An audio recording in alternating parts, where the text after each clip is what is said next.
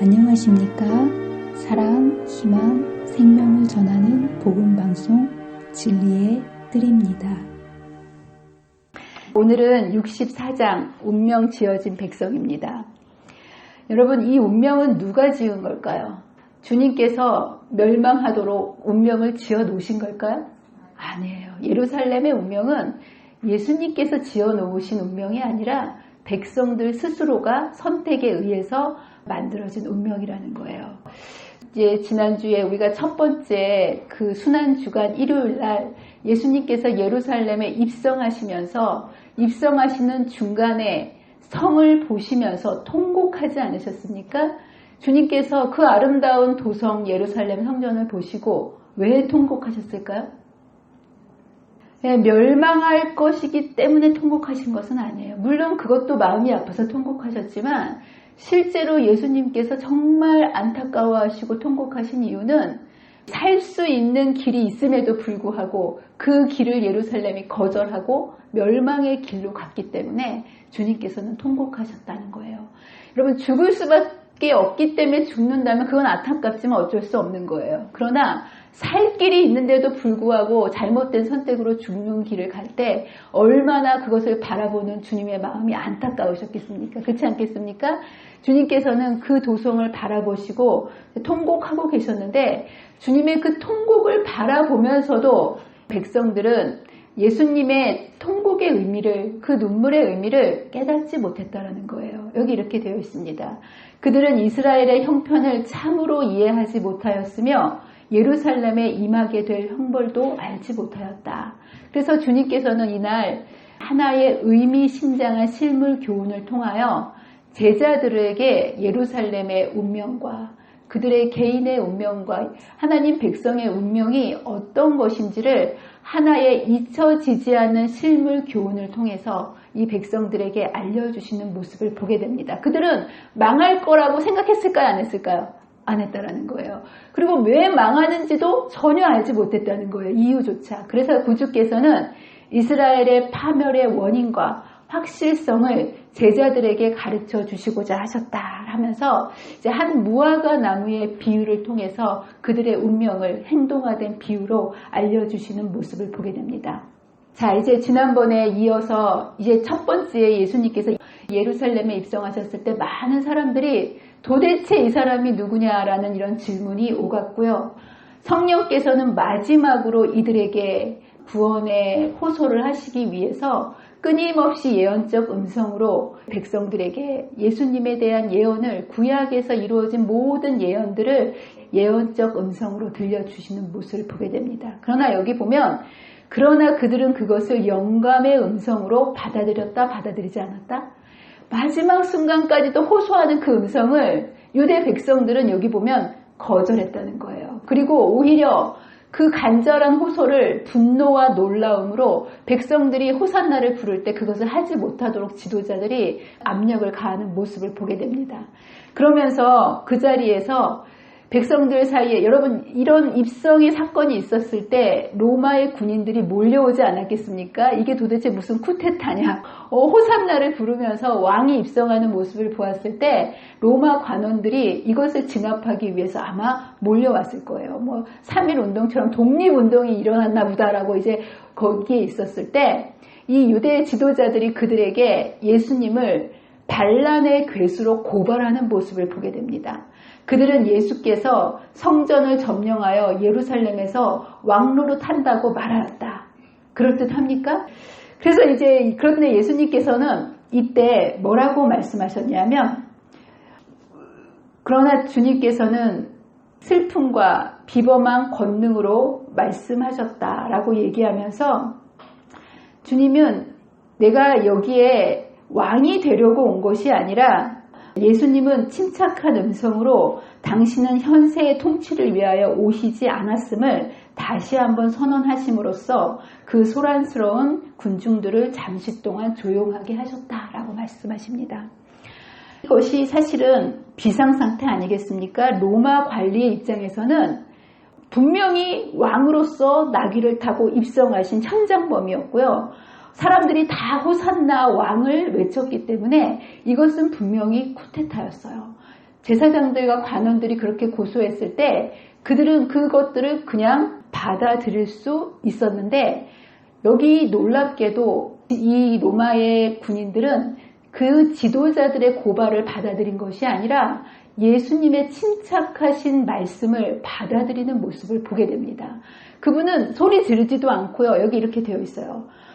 예수께서는 슬픔과 비범한 권능으로 말씀하셨다. 침착하게, 내가 이 땅의 권세를 위해서 온 왕이 아니라 내 권세는 이 땅에 속한 것이 아니다 라고 얘기했을 때, 여기에 로마의 관원들은 예수님의 말 한마디에 침묵하고 진정되는 모습을 보게 됩니다. 놀랍죠? 신령한 감화를 받아본 적이 없는 자들이었지만 그들의 마음은 일찍이 경험해 보지 못했던 감동을 받았다.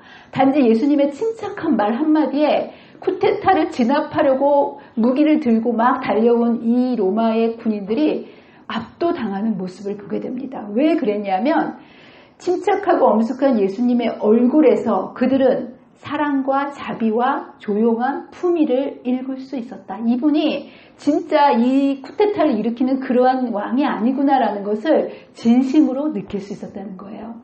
그들의 마음은 이해할 수 없는 동정심으로 움직였다. 예수님을 잡는 대신에 그들은 예수께 더 경의를 표하게 되었다라고 얘기합니다. 상황이 바뀌어버린 거예요. 예수님을 고발해가지고 예수님을 소요죄로 십자가에 죽이려고 했었는데 예수님의 말 한마디에 그들의 말을 받아들이지 않고 예수님의 말을 받아들여서 예수님께 더 경의를 표하는 로마 군인들의 모습을 보게 됩니다. 여러분, 이게 놀라운 광경 아니겠습니까? 이 유대의 지도자들은요, 정말 몇백 년 동안 메시아에 대한 많은 빛을 받은 백성들이었습니다. 그러나 그들이 그들의 편견과 자부심을 내려놓고 그 빛을 받아들이지 않았을 때 그 예수님을, 눈앞에 계시는 예수님을 메시아로, 하나님의 아들로 분별할 수 없는 모습을 보게 됩니다. 그러나 여러분들, 이 군인들은 이 영적인 빛을 거의 받지 못한 백성들 아니겠습니까? 그들은 영적인 지식이 전혀 없었지만 편견을 갖지 않고 그분의 말씀을 있는 그대로 그저 받아들이기만 했을 뿐인데도 그분이 메시아이시고 보통 분이 아니라는 사실을 깨달을 수 있었다는 거예요.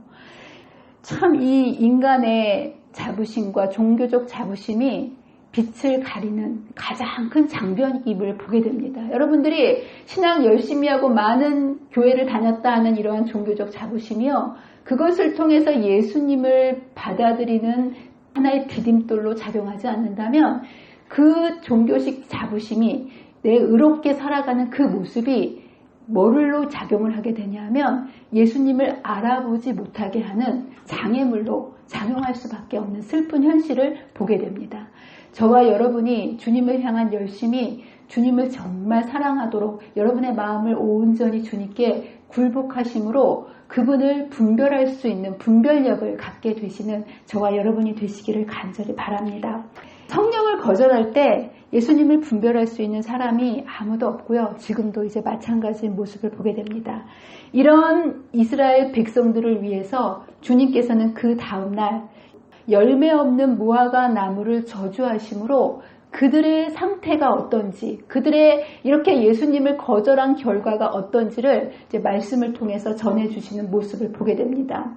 이튿날 그 입성이 있었던 그 다음날 그들이 베다니에서 나왔을 때 예수께서 시장하신지라 멀리서 잎사귀 있는 한 무화과 나무를 보시고 혹 그 나무에 무엇이 있을까 하여 가셨더니 가서 보신즉 잎사귀 외에는 아무것도 없더라. 예, 좀 이상하죠? 근데 여기 이상한 게 뭐냐면 이는 무화과 때가 아님이라 그랬어요. 무화과 때가 아닌데 가서 무화과 나무 없는데 주님께서 무화과 나무에게 뭐라고 말씀하시냐면 이제부터 영원토록 사람이 내게서 열매를 따먹지 못하리라.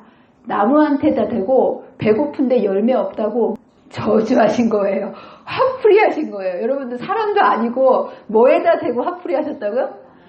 야, 참 예수님이 어떻게 나무에다 대고 배고프다고 열매 없다고 가서 저주를 하십니까? 이게 좀 상식적으로 이해가 되지 않는, 배고프다고 사람도 아닌 애들도 아니고 가서 이렇게 예수님께서 무화과 나무에게 이제부터 영원토록 말라버리리라 이렇게 이제 저주를 하시는데 이 제자들도 이 자리에 있을 때 깜짝 놀랐다라는 거예요. 저주를 하신 이유는 행동화된 비유였다는 거예요. 바로 그리스도의 면전에서 무성한 잎사귀로 의기양양했던 열매 없는 무화과 나무는 유대 민족의 상징이었다. 구주께서는 이스라엘의 파멸의 원인과 확실성을 제자들에게 가르쳐 주고 싶으셨다.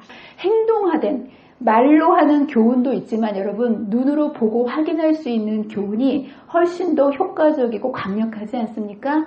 이 마지막 가는 길에 주님께서는 이 백성들로 하여금 잊어먹지 않도록 그리고 분명하게 깨달을 수 있도록 무화과 나무를 그들의 눈앞에서 뿌리부터 마르는 그 모습을 보면서 이스라엘의 파멸의 원인과 그 확실성을 제자들에게 행동화된 비유로서 보여주시는 모습을 보게 됩니다.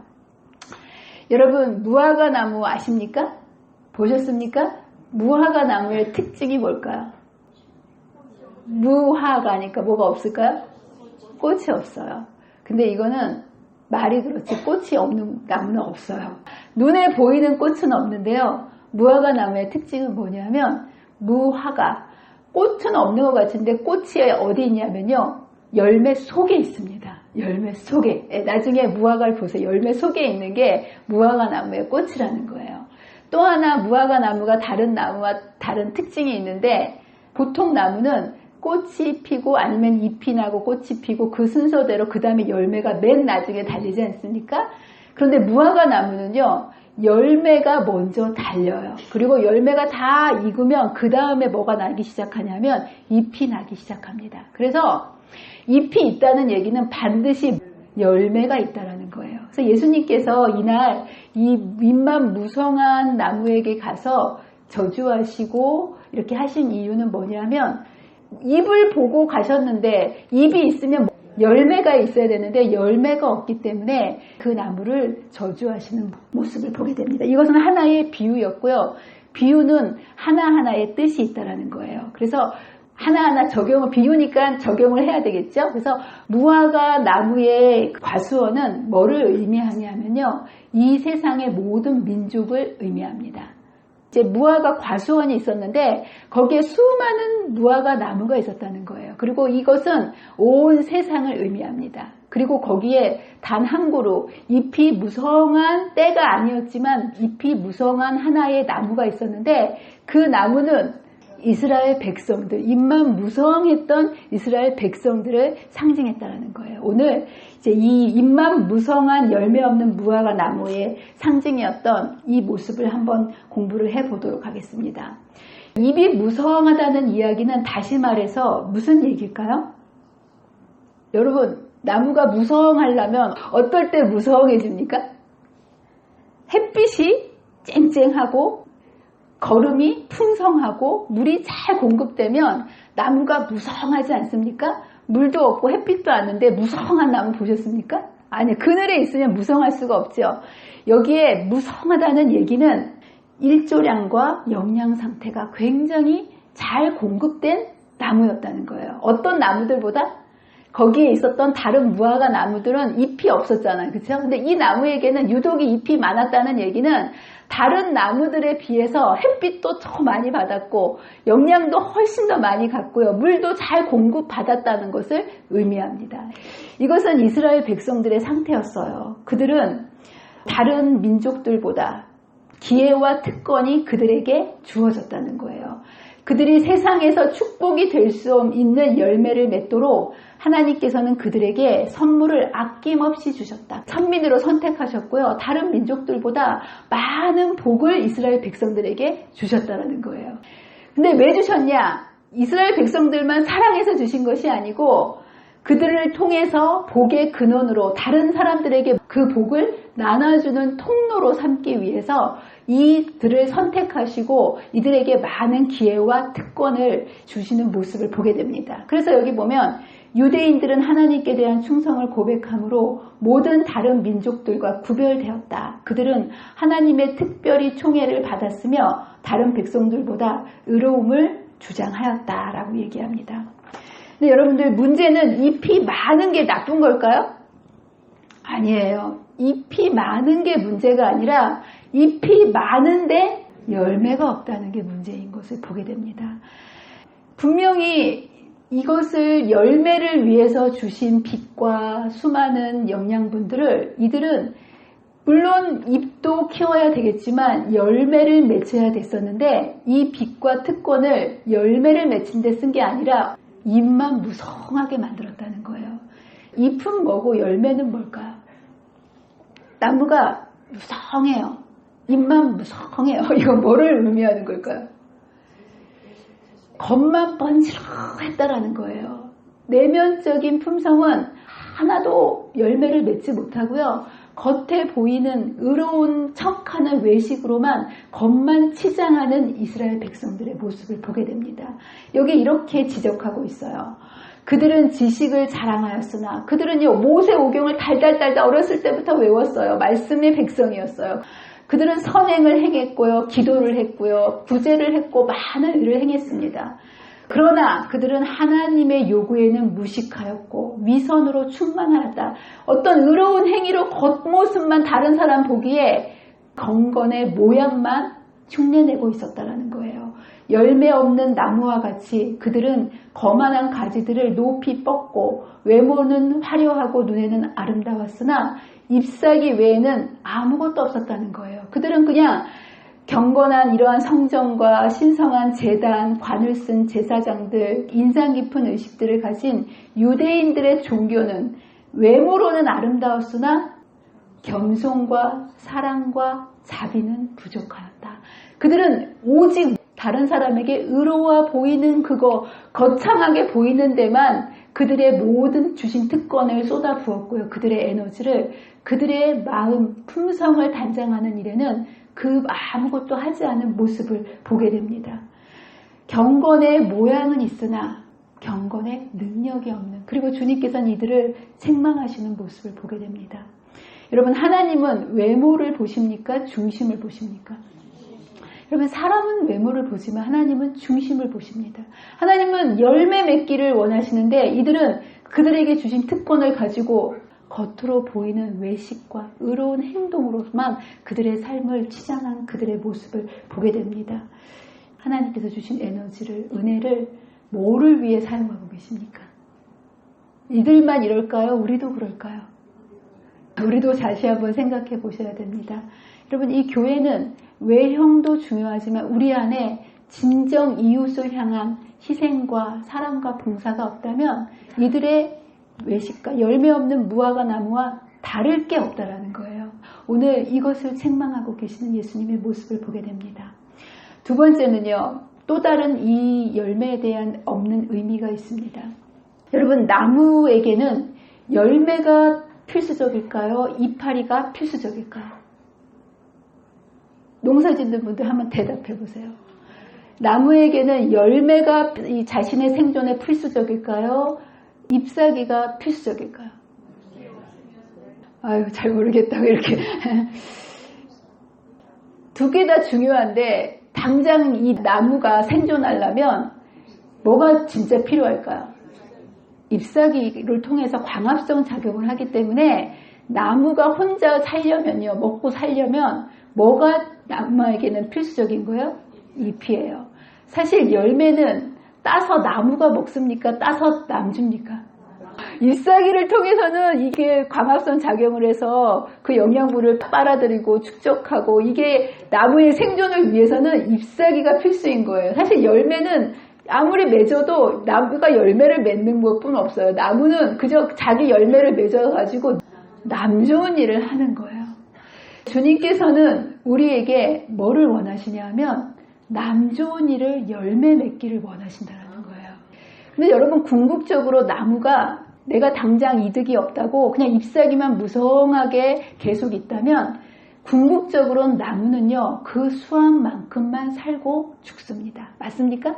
그 나무가 1000년, 2000년 살기 위해서는 열매를 맺음으로 인해서 계속해서 씨를 내고 해야만 그 나무는 당장 죽지만 그것이 보존돼서 계속해서 이어갈 수 있다는 거예요. 그래서 여기서 열매는요, 이타적인 삶을 의미합니다. 잎은요, 자기만을 위해서 사는 이기적인 삶을 의미합니다. 근데 유대 백성들은 자신을 희생해서 하는 열매 맺는 이타적인 삶을 살았다고요? 자기만 살고자 하는 이기적인 입만 무성한 삶을 살았다고요? 이기적인 삶을 살아가는 모습을 향해서 열매 없는 무화과 나무를 이기적으로 자신만을 위해서 살아가는 이 이스라엘 백성들을 책망하시는 모습을 보게 됩니다. 그분께서는 저희에게서 자기 희생과 동정과 하나님께 향한 열심과 저희 동료들의 구원을 위한 영혼의 깊은 열망을 보고자 하셨다. 이타적인 열매를 갈망하셨다는 거예요. 만일 그들이 하나님의 법을 지켰더라면 그들은 그리스도께서 행하신 것과 같은 이기심 없는 사업을 이루었을 것이다. 그러나 자만심과 자부심이 하나님과 사람에 대한 사랑을 가리웠다. 그들은 다른 사람들을 섬기는 일을 거절함으로 스스로 멸망에 빠졌다. 그들은 하나님께서 그들에게 위탁하신 진리의 보화를 세상 사람들에게 열매를 나눠주지 않고요. 입만 무성하게 만들어주는 모습을 보게 되면서 여기 이것을 스스로 멸망에 빠졌다라고 표현하고 있습니다. 열매 맺지 않는 삶은요, 결국 무슨 삶이냐, 멸망하는 삶이라는 것을 이곳에서 얘기해주고 있습니다. 그러면서 이 경고는 이때만 얘기한 것이 아니고요, 모든 시대를 위한 것이다. 당신의 능력으로 창조하신 나무를 저주하신 그리스도의 처사는 모든 교회와 모든 그리스도인에게 경고가 된다. 다른 사람들에게 봉사하지 않으면서 하나님의 법대로 살 수 있는 사람은 한 사람도 없다라는 것. 이와 같이 자신을 위하여 사는 자들은 잘난 채 하나 열매 없는 무화과 나무와 같다라고 얘기합니다. 그래서 여러분들 다른 사람의 구원을 위해서 자신의 삶을 나누지 않으면 결국 자신도 뿌리채 마른 무화과 나무처럼 자신도 결국은 죽을 수밖에 없는 그러한 운명이 되게 되는 모습을 보게 됩니다. 이것은 생명의 법칙입니다. 신앙은요, 받기만 해서도 안 되고요, 주기만 해서도 안 되고요, 받고 주고 받고 주고 이게 순환이 이루어질 때 우리는 진정 건강한 그리스도인이 되고요. 열매를 맺는 삶을 통해서 나를 살리고 다른 사람을 살릴 수 있는 구원의 통로로, 열매로 살아갈 수 있다는 것. 여러분 잊지 마시게 되시기를 간절히 바랍니다. 결국 이들은요, 입만 무성하고 열매 맺기를 거절했기 때문에 그들의 운명은요, 뿌리에서부터 말라버리는 모습, 그들이 결국은 멸망해 가는 모습을 이 무화과 나무의 모습에서 그들이 눈으로 확인하는 모습을 보게 됩니다. 그 다음날 나무가 지나갈 때에 무화과 나무가 뿌리채 마른 것을 보고 깜짝 놀랍니다. 그래서 이것은 무엇을 의미하냐면 빛을 먼저 받았기 때문에 심판도 먼저 받게 된다는 거예요. 별을 저기 남쪽에서부터 심어오지 않습니까? 왜 남쪽에서부터 심어옵니까? 해가 거기서부터 더 많이 일조량이 거기서부터 있다는 거 아니겠습니까? 거기서부터 빛이 많았으면 추수할 때도 어디서부터 추수합니까? 남쪽에서부터 추수해 오지 않습니까? 맞습니다. 그래서 여기 보면 구주의 저주 아래 말라 죽어 시들었고 말라버린 채 이것은 하나님의 은혜가 저희에게서 옮겨질 때 유대 백성들이 어떻게 될 것인지를 보여주었다라고 얘기하면서 여러분들 이것은 유대 백성들뿐만 아니라 각 시대마다 사람들에게 저희 시대에 주어진 빛과 특권에 대해서 이것이 거절되어질 때 끊임없이 주시는 은혜와 특권이 무한정으로 주시는 것이 아니라 은혜의 시간에는 제한이 있다는 거예요. 예, 여러분에게 전에도 제가 말씀드렸죠. 구원의 기회는 여러분에게 주실 때는 얼마든지 여러분들이 붙잡으면 여러분께 되는 거지만 그 구원이 마냥 내 앞에 있는 것이 아니라는 거예요. 이 구원이 지나가게 되면 더 이상 내 것이 안 된다. 그래서 은혜의 시기에는 제한이 있다. 유대인들에게도 예수님이 계시는 동안 그들에게 충분한 구원의 기회를 주었지만 그들이 거절했을 때 결국 예루살렘 성전은 멸망할 수밖에 없는 모습을 보게 됩니다. 예수님께서는 이것을 보시고 우시는 모습을 보게 됩니다. 예. 자, 그러면서 다른 남은 무화과 나무, 무성한 나무 말고 잎도 없고 열매도 없는 무화과 나무는 누구를 의미하겠습니까? 이방인들을 대표합니다. 이들에게는 빛이 없었기 때문에 열매도 없는 거, 당연한 거 아니겠습니까? 잎도 없으니까 열매도 없는 거예요. 이들에게는 때가 아니었기 때문에 하나님께서는 이들에게 이 열매를 기대하지 않으시는 모습을 보게 됩니다. 무화과 가원에 있던 모든 나무들은 열매가 없었다. 그러나 잎사귀가 없는 나무는 기대도 주지 않았으며 실망도 일으키지 않는다. 그 나무들은 이방인들을 대표하였다. 이방인들은 경건하지 않은 유대인들과 같이 열매가 없었다. 그러나 이들은 하나님을 섬긴다고 공언하지 않았다. 그들에게는 무화과의 때가 아직 이르지 않았다. 그들은 그들에게 광명과 희망을 가져올 날까지 기다려야 하였다라고 이제 얘기하시는 모습을 보게 됩니다. 이 주시는 이 축복을 거절함으로 인해서 축복을 나누어 주기를 거절함으로써 그들은 더 이상 축복을 받지 못할 것이다. 그들은 열매 없는 나무로 대표되었으며 저희의 운명을 결정하는 일은 그들 스스로에게 달려 있었다.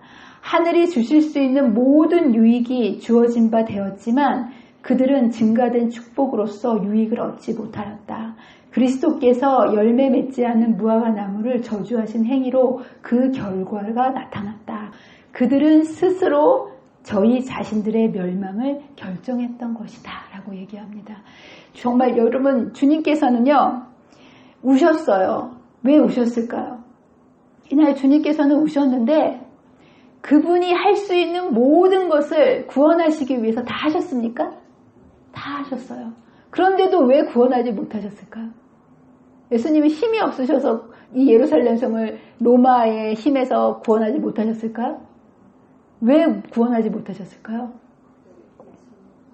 주님은 능력이 있으시지만 우리에게 자유의지를 주셨기 때문에 그것을 선택하지 않는 한 하나님의 의미대로 우리의 구원을 마음대로 결정하실 수 없다라는 거예요.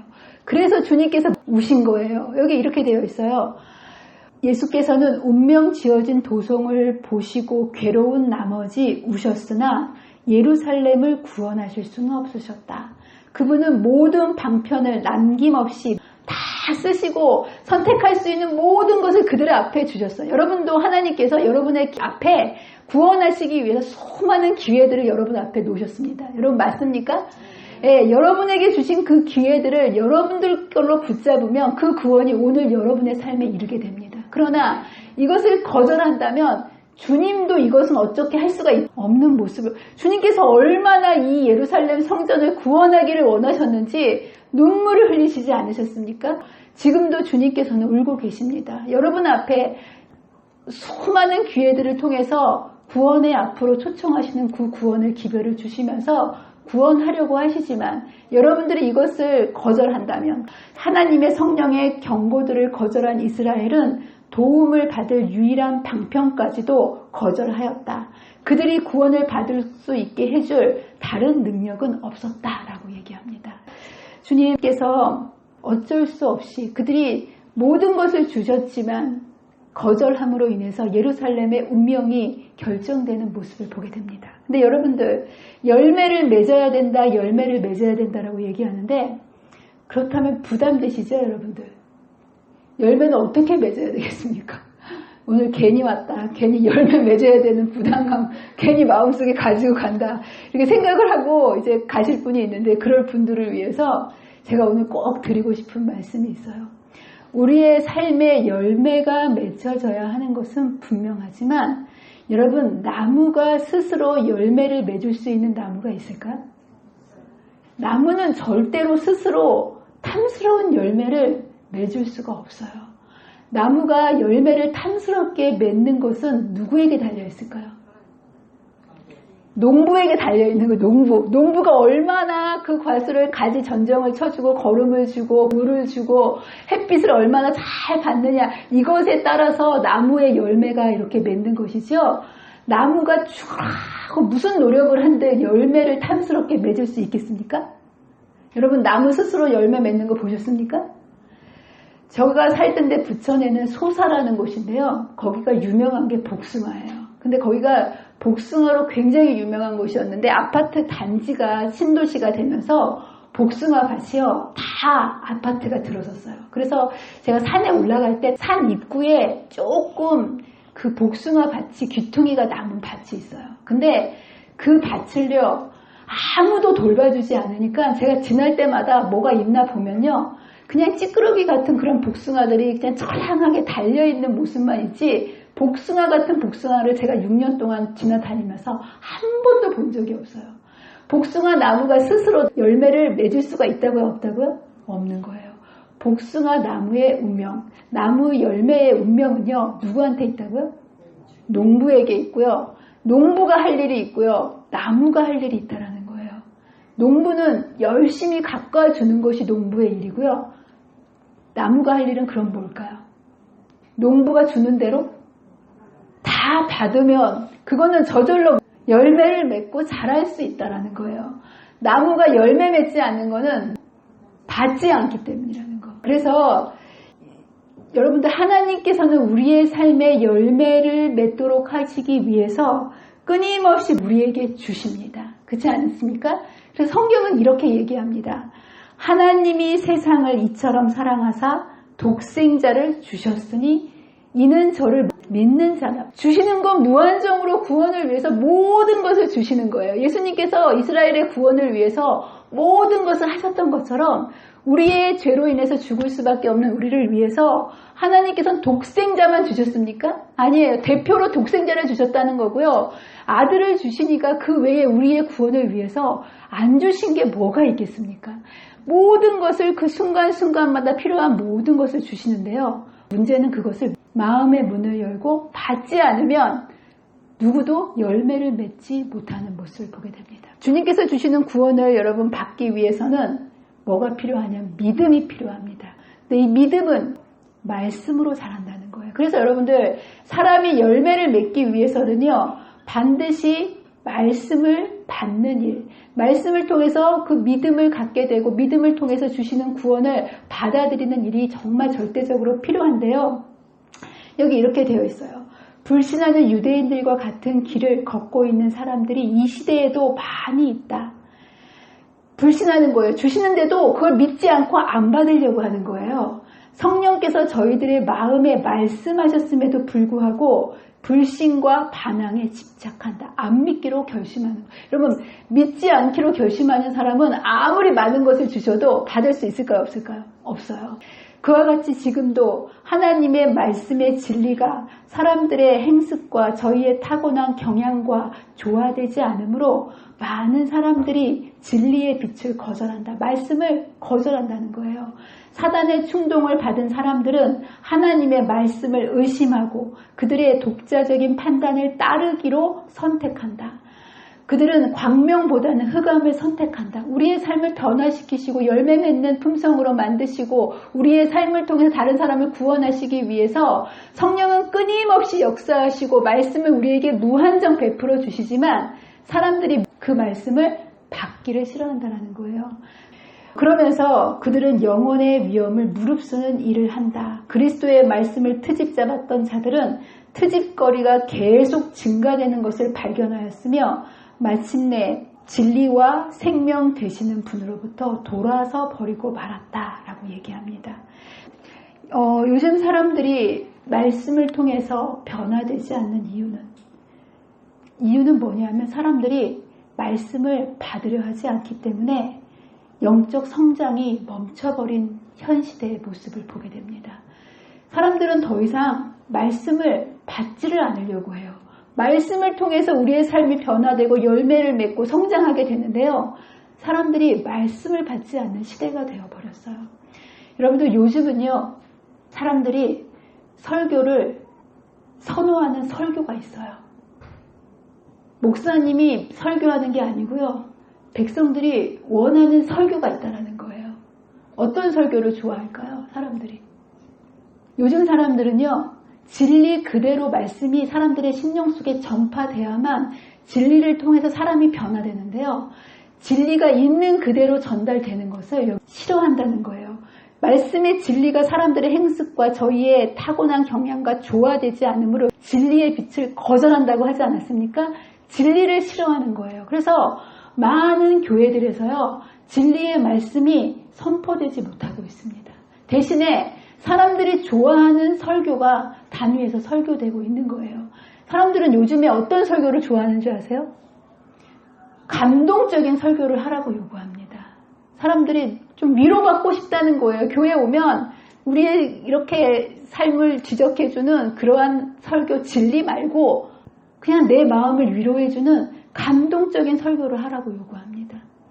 그리고 감동적인 설교가 안 되면 재밌는 설교를 하라고 요구합니다. 그리고 와서 한번 웃고 가고 그냥 마음 편하고 이렇게 돌아가려고 합니다. 재밌는 설교도 안 되면 짧은 설교를 하라고 해요. 짧은 설교를. 네, 여러분들 감동 있는 설교에 재밌는 짧은 설교를 듣고 사람이 변화될 수 있겠습니까? 사람을 변화시키는 것은 진리의 말씀입니다. 그리고 그 말씀은 사람의 귀에 듣고 싶은 것, 자기들이 원하는 그 말씀이 아니라 있는 그대로의 말씀이 사람들의 마음속에 심기어질 때 그 말씀이 사람들의 죄를 쪼개고 열매 맺는 삶으로 이어질 수 있다고 얘기합니다. 여러분들 진리의 말씀은요. 히브리서 4장 12절에 분명히 이렇게 말씀하고 계십니다. 하나님의 말씀은 살았고 운동력이 있다라는 거예요. 그냥 말씀은요. 한 귀로 듣고 한 귀로 흘려보내는 그런 것이 아니고요. 진리는요. 살아있고요. 운동력이 있다라는 거예요. 좌우의 날선 어떤 검보다도 예리하여 홍과 영과 및 관절과 골수를 찔러 쪼개기까지 하며 또 마음의 생각과 뜻을 감찰하나니 이러한 것들을 통해서 주님께서는 우리로 진리로 우리의 심령을 거룩하게 하시고 우리로 열매 맺는 아름다운 품성을 갖기를 원하신다라는 거예요. 그래서 끊임없이 진리의 말씀이 선포되어야만 영혼은 죽지 않습니다. 자신들이 듣고자 하는 것, 내가 원하는 것만 여러분 들으려 하지 마시고요. 하나님께서 말씀하시는 것이 무엇인지 여러분들 분별하시고 있는 그대로의 하나님의 말씀을 받아들이게 되시기를 간절히 바랍니다. 예, 그렇게 될 때 이 말씀은 저와 여러분의 마음에서 우리들의 삶을 회복시키고 치유하고 그리고 이 말씀으로 우리의 모난 품성들을 다 도려내면서 아름다운 품성의 열매를 맺게 하시고요. 이 품성의 열매를 통하여 주님을 알지 못하는 많은 사람들이 하나님을 볼 수 있는 우리 안에 하나님의 모습을 창조해 주시는 놀라운 말씀을 주님께서는 우리에게 주실 수 있다는 사실 여러분 기억하시고 우리의 운명은요. 이 무화과 나무가 말라 죽은 것은 닿지 않기 때문에 말라 죽은 거 열매 맺지 않았기 때문에 말라 죽은 거 아니겠습니까? 나무는요, 받아야만 열매를 맺을 수 있다는 것. 저와 여러분이 여러분의 심령 속에 말씀을 통하여 풍성하게 열매 맺기를 바라셔서 공급해 주시는 하나님의 말씀을 아멘으로 받으셔서 날마다 여러분의 삶 속에 주님의 아름다운 성령의 열매로 하나님께 영광 돌리시게 되시는 저와 여러분이 되시기를 바라면서 말씀을 마치도록 하겠습니다. 기도하겠습니다. 사랑과 은혜가 많으신 참 좋으신 하나님 아버지, 오늘 말씀을 통해서 우리들의 모습이 얼마나 처절하고 얼마나 겉만 무성한 무화과 나무의 그러한 모습으로 살아가고 있는지 말씀의 빛으로 비춰주셔서 감사합니다. 주님, 이제는 이러한 주님께서 주신 은혜들을 그저 우리의 외형적인 것들만 치장하고 그저 우리 자신을 위해서만 입만 무성하게 만드는 그러한 것으로 사용하지 아니하고 우리들의 마음의 심령을 아름다운 품성으로 만들어주시는 그 은혜와 그리고 이것을 통해서 이 열매를 통해서 세상을 구원하기를 원하시는 하나님이 뜻이 이루어지는 그러한 마음으로 주님께 드리기를 원하오니 주님 있는 그대로 우리를 받아주시고 주님의 은혜로 우리를 채워주셔서 우리들의 삶이 매일매일 주님께서 주시는 모든 은혜들을 받아들이고 나누는 삶을 통하여 하나님과 사람 앞에 아름다운 열매로 꼴지어지는 매일의 삶이 되도록 도와주시기를 사랑과 은혜가 많으신 예수님의 이름으로 간절히 기도합니다.